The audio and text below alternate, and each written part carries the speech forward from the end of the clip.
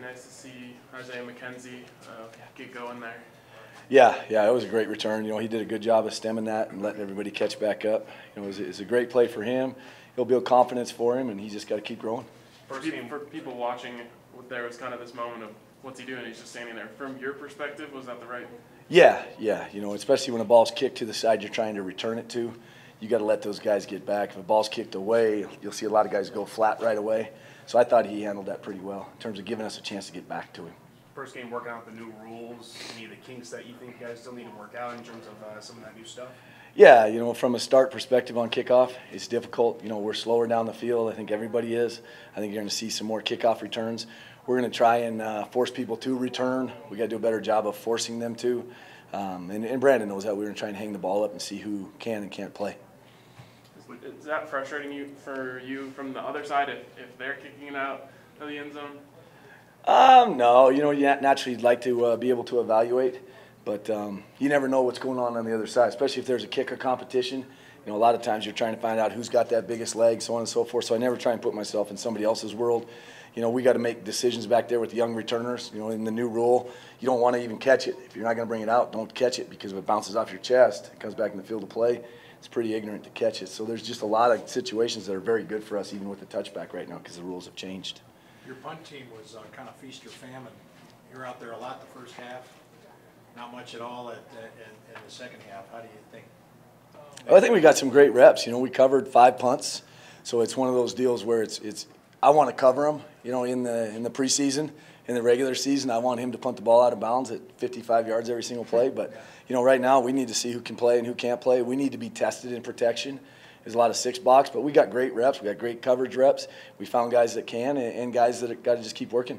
One of your stronger guys in special teams in that game seemed to be Brendan Langley. Really had some intriguing plays to help out the special teams. What were your thoughts on his play? I thought he's growing. You know, he's a big corner that can run. He's built like a safety, so you know he's one of those guys you can play at 5 on kick cover. At gunner, should dominate with his strength, and he got to keep growing. You know, he can't just flash and just disappear, and he knows that. And I think he'll continue to do that. How can you take advantage of the 2 practices against Chicago from a special teams standpoint? Oh, they're great. You know, we'll work protections one day, we'll work our punt return game the other day, and then kickoff cover and kickoff return we'll be able to get in one-on-one situations. You know, we won't do a lot of full field, but we'll get one-on-one situations. We can see who can single and who can beat singles. Lindsey said afterwards he's got to polish up his special teams if he wants to make the team. What did you see from him?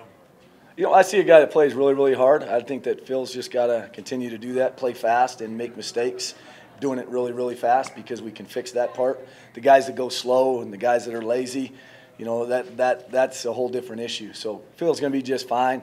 I'd say 99% of the guys we have are going to be just fine from a standpoint of fixing things. They're playing fast. We had a lot of mistakes. But the big thing we want to be is we want to be a speed team. We want to be a physical team.